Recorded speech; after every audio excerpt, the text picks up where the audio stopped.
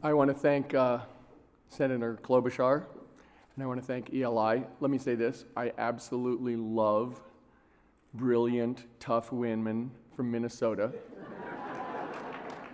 My mother happened to be a brilliant, tough woman from Minnesota, and my grandmother happened to be a brilliant, tough woman from Minnesota.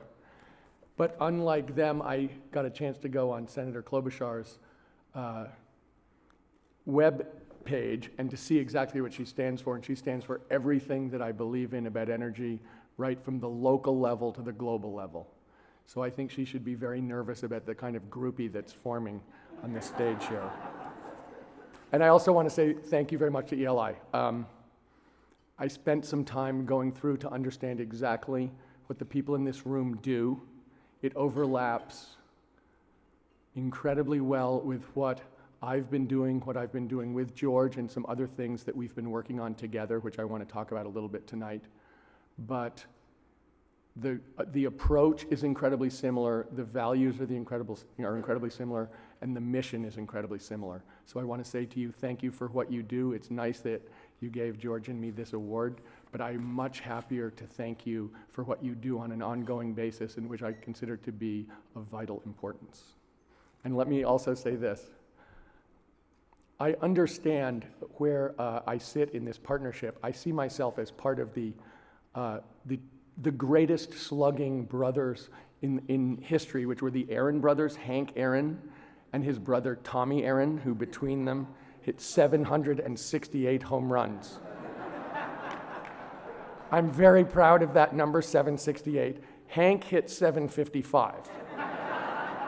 Tommy hit 13. You can guess which one I am.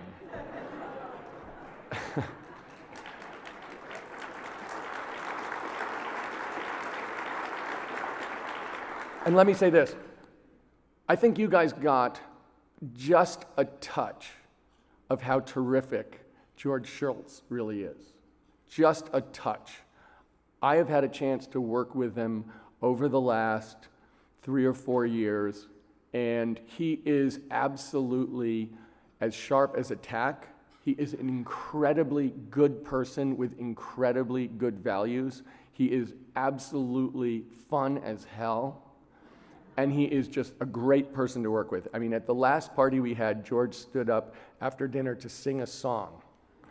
So he really is. We have a rule in California, which we're going to try and, I'll try and live up to tonight, which is everything that we do has got to be fun and productive. If it's not fun, you're not going to keep doing it, and if it's not productive, there's no reason to do it. So that has been the motto of our partnership. Everything we do has got to be both. Let's see if I can carry that out. I will say this. People think that George and I are really different. So let me go through the differences. We're from different parties. We're from different generations. And we really have one thing that might surprise you. We have very, very different sets of friends. Even though he and I are very good friends and he has an absolutely spectacular wife. On the night that George went to Ronald Reagan's 100th birthday party with a group of his best friends, my wife and I were at a hip-hop party in Oakland celebrating solar energy. I couldn't really see myself at the Reagan 100th birthday, to be honest, and I certainly couldn't see George and Charlotte at the hip-hop party over in Oakland.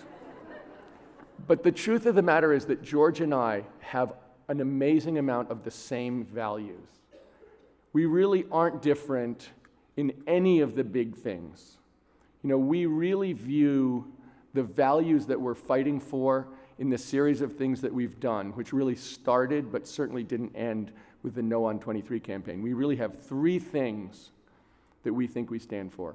One is we really stand for the democratic process. We want to win this through votes. We really believe in the American people and that we can win when we have this conversation openly in an intelligent way. The second thing is we both really believe that the private enterprise system, given the right incentives, given the right framework, is the answer to this problem. Neither of us is in the position of trying to blame private enterprise. In fact, we think that will be the solution once the policies are in place. And lastly, we have a very exciting idea together, which he mentioned, which is we have the thrilling idea that full cost accounting is the thing that will make a huge difference. And without teasing, we really believe that. It's a simple idea, the polluter pays. It's not more complicated than that, and that's exactly what George was talking about. It isn't about raising revenue, it isn't about anything else. It's about having a level playing field where the polluter pays for their pollution. If we can do that, we really believe that will unshackle the innovation, the research, the incredible changes that the American private enterprise can come up with. So I would remind you, very briefly, to contrast the energy industry with the communications industry, where in 1983, when I was coming out of business school, they were just breaking up AT&T. In 1996, they deregulated communications. In 1983, I remember my family was certainly still using a rotary phone.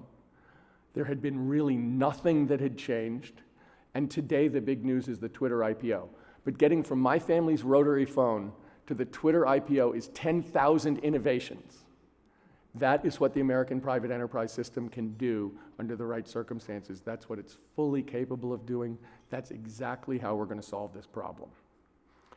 But the big question that I would like to address tonight, coming from our experience in California, is so what? What is there that really is transferable? Why does it really matter? What are the lessons? So let me say this. We in California are very proud of the concept that we lead the nation. We're extremely proud. We are the first state to really go bankrupt.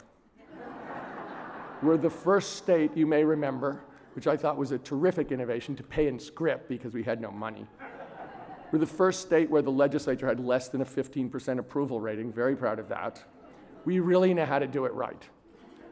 So George and I not only did the No on 23 campaign, in 2012, we ran another proposition, which was a yes proposition, which was changing the way out-of-state companies paid state income tax because there was a loophole that saved them over $1 billion a year. It's a very complicated prop. We use half the money to retrofit schools for energy and use the savings to make the schools better. So we had two completely different propositions. We had one that was a defense of a very broad energy bill. We had one that was a complicated yes. We had one that was the most highly talked about proposition in an off-year election, one which was way down ballot. It was Prop 39. I mean, think about that, Prop 39. There were a few other things on the ballot, including the president. But the conclusions of how we won were exactly the same, and I actually think, from what we can tell in the stuff that we've done outside California, that they resonate across the country. The first thing that we did was, George talked about coalition, and I want to talk about that last. But the first thing we did was we had a completely different message from the traditional environmental message. And the traditional environmental message has to do with the environment. Unfortunately, in California, when there was a proposition, when there was an election that contrasted environmental values with jobs, environmental values lost. So we had three messages. One was jobs, why the new energy economy was going to create more jobs than existed. And that was something that we had business people talk about. Secondly, health.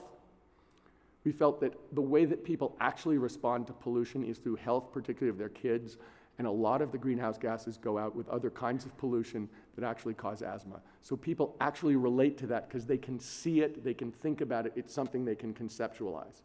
And the third one is, sometimes Americans believe that companies aren't going to do the right thing in order to make money. And when there's an honest-to-God instance of it, they will react to it. Those were the only three messages we used. We didn't talk about the overriding parts about global warming, about greenhouse gases, because we thought we really needed to talk about what people could understand and relate to, not what we cared about. So the first thing was message, second was messenger. We felt when we talked about health, we had the American Lung Association talk about it, because the American Lung Association is all about health. And when they talk about it, people believe it. When business people talk about jobs, people believe that they're responsible for jobs, and therefore they'll listen to them. So we had a different message, we had different messengers, and George touched on coalition, but in my mind, he didn't get a chance to go as deeply into it as I know he understands it, which is this. It is true that we made sure that we had a really strong business voice. It is true that we had a very good relationship with organized labor. In 2012, in conjunction with organized labor, we knocked on 5 million doors. So if you're going to be Prop 39 and you want to pass a complicated measure that no one knows anything about, knocking on 5 million doors a few times is actually a pretty good way to pass it. But the last thing is this, and I know most of you know this, but I feel as if it's almost my ethical responsibility to make this statement almost every time I talk about this, which is this. The number one group in California that routinely votes 20% ahead of the rest of the state for environmental issues is Latinos. Number two group, Asian Americans. Number three group, African Americans. So if you want to do something that deals with the environment and you really think that your coalition doesn't include most of the people in the state of California, I think you're kidding yourself. So if you really want to pass something, you have to go out to the people who will vote for you. And that is something that we made a huge point about that was different from the previous propositions and that people don't normally expect. So that may be the model that works for California propositions. But as June Carter says in the movie Walk the Line, "You've got me out on stage, Mr. Cash. Is that where your plan ends?" So I want to talk maybe our plan goes a little further. I want to talk you guys through a couple other things we're doing. One is 2.5 years ago, George and I were two of the three founding board members of a business voice around the country. It's called the Advanced Energy Economy. The idea is business. We cannot win this fight without a strong business voice. We cannot win this fight if people believe we're job killers. We cannot win this fight unless we're local and granular, state by state. And in fact, we believe that that is the only way we really can build a broad-based coalition on this. And if you look in 2013, the attempt to roll back RPS and energy efficiency standards across the country, if you check, has gone absolutely nowhere. And it's been the kind of thing that we're doing with a whole bunch of other people, but that AEE has been part of a coalition that has meant we've not lost any of these. And we strongly believe, we think that's where it's coming. We think that kind of gritty, state-by-state involvement where you get into the details, God is in the details for a lot of these things. But we really feel as if that is something that is important. And we've seen it when I've gone to different parts of the country. The clean energy companies are desperate to put themselves together into a voice. It's really important that that voice exists and the companies know it, and a lot of them are not huge companies and don't have the ability to have government relations, so someone has to do it. This is a nonpartisan thing. It changes the dialogue away from jobs versus the environment. It's something that fits in exactly what ELI is doing. Let me say, the other thing that we're doing that along these lines is we started something called Risky Business. And that is basically a study to make the rational case for understanding climate risk as an economic phenomenon. The idea is that if we do nothing, what is the cost of that? That the actual decision to do nothing is a decision, is a choice. We feel as if the status quo is where we are, but actually choosing the status quo is a decision, and in my opinion, an absolutely disastrous decision. But we're going to go through the group of people who hatched up this idea. Hank Paulson, Republican, former Treasury Secretary, Mike Bloomberg, independent mayor of New York, and me. So you can see, I am very good at picking partners. I mean, I'm like one of the great doubles players in tennis. But once again, and let me say this, that George is on the advisory committee. We think that this is important to lay to rest the idea that this is jobs versus the environment. We want to have a bunch of absolutely credible people talking about what it means economically to do nothing on climate. So in this regard, in regards to risky business, my first ask of you people tonight is to support me in the Tom Cruise role. I think it's me, to be honest. So I want to talk a little bit about, let me just conclude by saying this. When people talked about why the 2010 bill failed in the Senate, there's a long, I think it's 85 pages or 115 pages by a Harvard researcher named Theda Skocpol. And she said basically there wasn't a broad-based support for it on a local level in the United States of America. That basically, when people went home to their districts, they weren't hearing from their constituents that this is something that people actually cared about. And when you think about what that means, if you look at the polling, and I'm pretty obsessive about reading polls, 70% of Americans think that we're right about this, which is a very high number. But it's not that relevant a number actually politically. Because if 70% of the people agree with you, but they don't care about it very much, that is not going to change anybody's vote. The only time that it really affects elected officials is when people care about it passionately, when that's the thing they live for. And when you think about the great changes in American politics, there are people who I would think of as identity warriors. They're not wondering if the issue is about them. The issue is their identity. And they may disagree with you about everything else, but that is the overriding issue for them, and that's actually what has to happen here. Now, there are only two things that can happen here, in my opinion. Either 97% of the scientists are wrong, or we're going to win. Those are the only two possibilities in my mind. And let me say this, I think people get discouraged about this. I am not remotely discouraged about this. You know, I remember the quote from Hemingway about how you go bankrupt. And they said in one of his novels, how did you go bankrupt? And the man said, I went bankrupt two ways, very slowly and then all at once.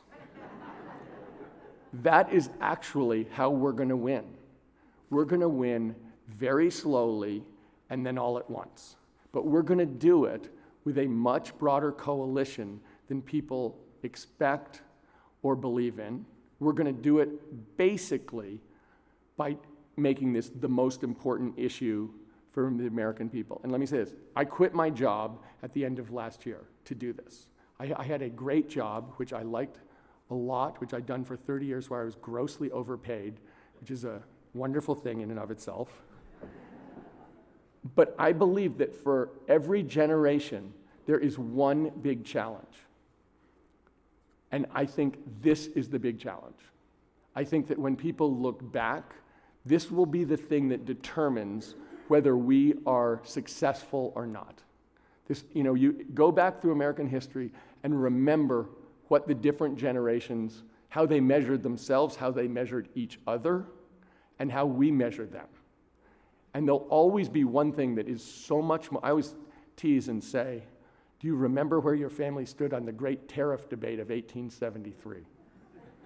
Nobody knows whether there was a great tariff debate of 1873. There may have been, for all I know. But the fact of the matter is, 13 years before, there was something that everybody remembers. And so, the vision of ELI, a healthy environment, prosperous economies, and vibrant communities founded on the rule of law. That's the vision of ELI. So, what you're doing really matters. What is going on, I think people tend to think of themselves as being less important than they really are. And I think they tend to think of themselves as having less impact than they can really have. But as George Shultz likes to say, democracy is not a spectator sport. You know, when I was growing up in New York, the greatest team for us was the Yankees, and the greatest player on that team was Mickey Mantle. And Mickey Mantle was from a family in Oklahoma, and they were all coal miners and had been coal miners for 100 years. And nobody in the Mantle family ever lived to be 40 years old because they were all breathing coal dust, and they die at 36 to 38. So Mickey Mantle was pretty much of a fall-down drunk. You know, he figured like all the other Mantles, he didn't know anything about coal dust. He just figured Mantles died early. So he didn't take care of himself, and his career ended a lot sooner than it could have. And when he was 54 years old, Mickey Mantle said, if I'd known I was going to live this long, I would have taken better care of myself. And he didn't value his own behavior. Here was this guy who actually threw away an amazing talent and an amazing opportunity. By contrast, I would give you George Shultz. He's 93 years old. He gets up every day and works on this. He is, he's an amazing example for all of us. He's a wonderful guy. He's a great partner. But I think if he's willing at 93 to get up and push himself and keep going, then I don't think we can do anything less. Thank you very much.